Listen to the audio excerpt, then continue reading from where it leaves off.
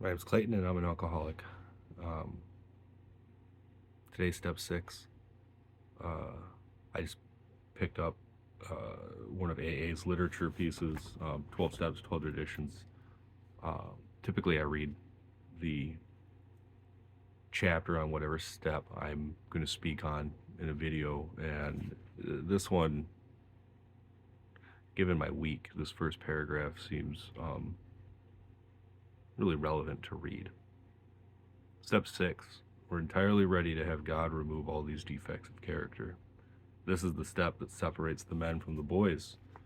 So declares a well-loved clergyman who happens to be one of AA's greatest friends. He goes on to explain that any person capable of enough willingness and honesty to try repeatedly step 6 on all his faults without any reservations whatsoever has indeed come a long way spiritually, and is therefore entitled to be called a man who is sincerely trying to grow in the image and likeness of his own Creator. I, my last video was right before going to court and finalizing my divorce. And on top of that, this week, busy week at work, we had our annual inventory come up. So a lot of energy focus there. And Saturday, my daughter's birthday party. This week, I put a video out on TikTok last night, but this week I had somebody very important to me express to me the change they've seen in me. And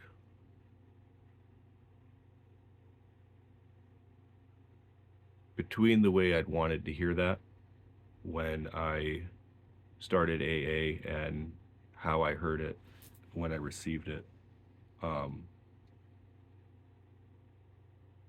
it's still very powerful, but it's not what I imagined it would be when I sought it. Today, I work to let go of these defects. I've asked a higher power to remove them from me, to give myself over to that. I work to exist in a place of love. It's not always the easiest thing. Is there pangs of the old self? Of course. The difference today being that I've learned that I get to make a choice. That's always been there. But whether that choice is the right thing or not, that's not always been a strong suit for me. My self-centeredness, my selfishness, my dishonesty, my inconsideration of others, those were the things I found within me that I have sat and spent time with my higher power asking for help, asking to have it removed, asking for guidance on a daily basis to do what's right. Some things don't always feel that way. For the most part, everything's played out that way. I'm the man I am today because that's who I want to be for me. While I value others' opinions, I've moved myself from seeking outside validation in any format, work, family, friends. Seeking validation was a constant in my life. And this week, I've been shown that it's not what I'm doing anymore. I won't take away the power of hearing things expressed to me, the deep meaning it held to hear that the change is recognized by those I care about.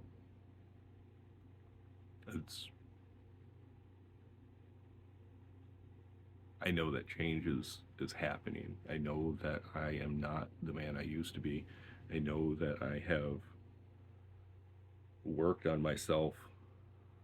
I continue to work on myself to not going back to being that man, because a higher power has helped me remove these things that have caused a blockage in my ability to just love people around me.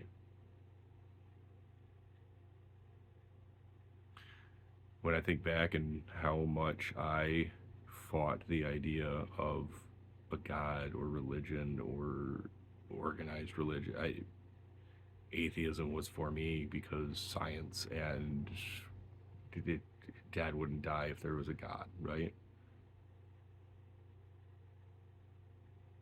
All things happen for a reason.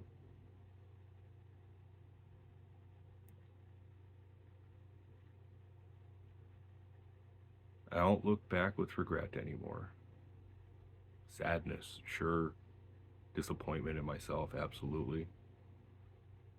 But I don't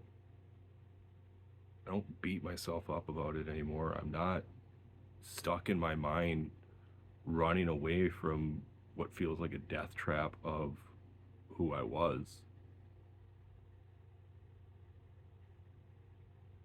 Today, when I have moments of character defect, I recognize, I try to make it right, or catch myself before it becomes wrong. Do the right thing. You know, it's not always easy, but if it's the right thing, it's the right thing. Why fight what the universe has in front of me?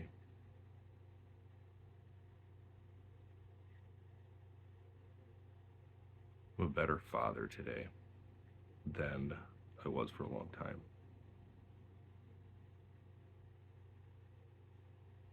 And I did that for me. I did that for my kids. I know what it's like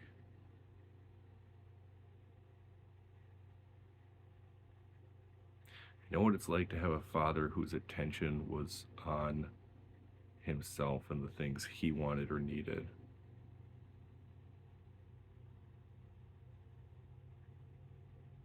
And not getting it for myself. I don't want my kids to experience that. I might not always know what they need or how they need me to be a father. They're old enough that I sit with them, I talk with them, I express with them who I was in, mild forms, and let them know that I'm working on being better, being what they need me to be, and that they are free to express their needs to me.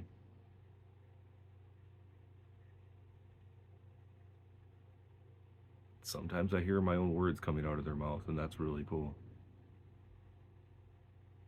That's really cool. Um, just last week sometime, my daughter was playing on a VR headset, and a young child was saying some rather negative things about himself for whatever game they were playing and not being able to do something. And her stance of, hey, don't talk to yourself like that. Love yourself. Start with that. Others love you. Don't forget that. And to hear my daughter speak the same kind of words that I try to keep be part of my day, such positive love coming from her, and knowing that that's not what I would have given her if it hadn't been for having found a place to ask for release from these defects I have. They don't go away, but I certainly know how to deal with them today, because I'm not fighting the rest of everything in my own mind. I'm not running from who I am. So I can focus on doing the right thing and being the person I want to be. Love all. Be kind. Enjoy yourself. Be yourself. Learning those lessons at my age. I spent a lot of time avoiding that. Thanks for listening.